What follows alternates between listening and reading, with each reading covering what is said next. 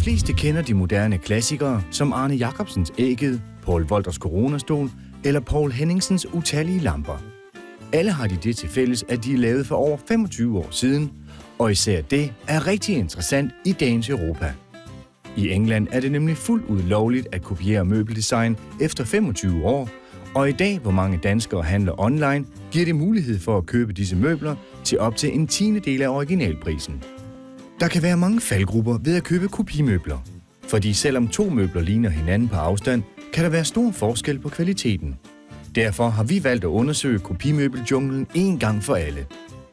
Vi har købt 2 identiske møbler hos 3 af de største forhandlere af kopimøbler, som alle sammen ligger i England. Den ene er Arne Jacobsens verdenskendte design Ægget i rødt anilinlæder. Den anden er Svanen i sort, ligeledes i anilinlæder. Vi har besøgt snedkerværkstedet for at få en professionel fagmands vurdering af kvaliteten fra de 3 forhandlere. Vi starter med Ægget og Svanen fra Lame to You. Jeg skal vurdere lidt om design og kvalitet på de her 2 stole. Når man går ned i detaljerne, så er det jo syningerne, der er det helt store og helt grimme. Læderet, det ligger ikke ret pænt her. Det sidder bulet. Kunne man bare have gjort sig lidt mere umage med underlaget, så var det blevet lidt bedre. Det tror jeg på. Kig på den her udefra. Så er det første, der springer i øjnene, det er de her afdækninger her.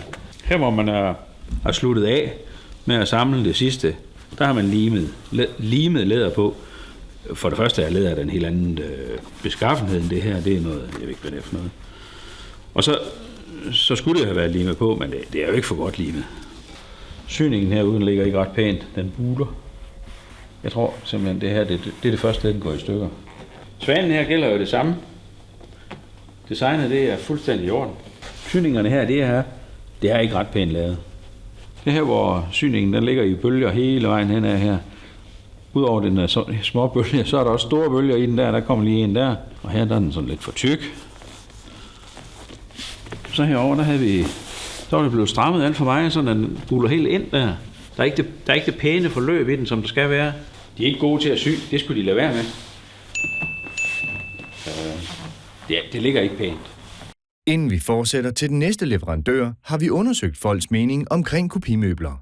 Altså generelt, så tænker jeg faktisk, at vi i Danmark har nogle meget skrappe regler for designers hævd til at man ikke må lov til at kopiere deres møbler. Jeg synes, replikamøbler er helt fine, og det har jeg ingen problemer med. Og jeg har heller ikke dårlig samvittighed over for designeren. Jeg synes, det eneste kommer an på, det er kvalitet og pris. Bekymringen omkring at købe kopimøbler på internettet, det er mange gange, at du har ikke hands on på det pågældende produkt. Det vil sige, at du ved faktisk ikke, hvad du får. Man kan jo gå ind og se anmeldelserne og se, om det skulle give nogle problemer. Efterhånden så er det så udbredt med nethandel, så min bekymring, som den har været for 5 år siden, den er der ikke mere generelt. Så. Jeg kunne sagtens finde på at købe replikamøbel, hvis jeg lige stod og manglede lidt til en plads i stuen. Hvis kvaliteten er i orden, og prisen er rigtig, leveringen er rigtig, jamen så helt bestemt. Selvfølgelig lidt afhængig af, hvordan kvaliteten vil være, og prisen i forhold til, hvad jeg ellers skulle give, men som udgangspunkt, ja, det tror jeg godt, jeg kunne. Vi fortsætter med Ægget og Svanen fra Voga.com. Her der er vi nødt til at starte, hvor vi tager den ud af kassen. Hvide handsker. Det er rigtig fornemt. Og en lille gave er der med. 2 små Werner Phantom til dukkehuset. Og stolen ligger i, hvad skal vi kalde det nærmeste fasonsyede betræk.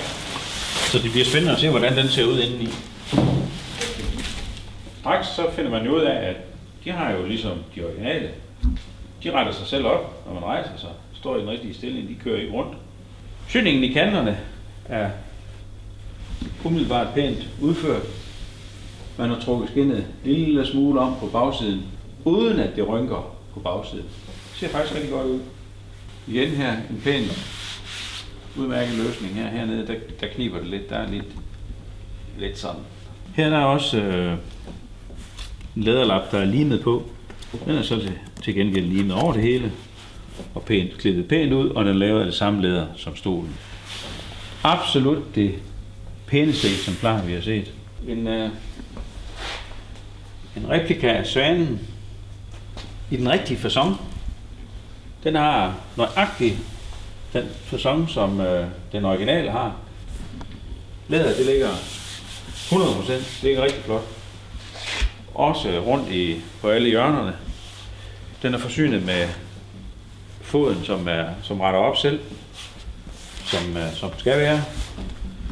Der er selvfølgelig også lidt på den her, hernede i hjørnet her, hvor de svære hjørner, der kniver det lidt.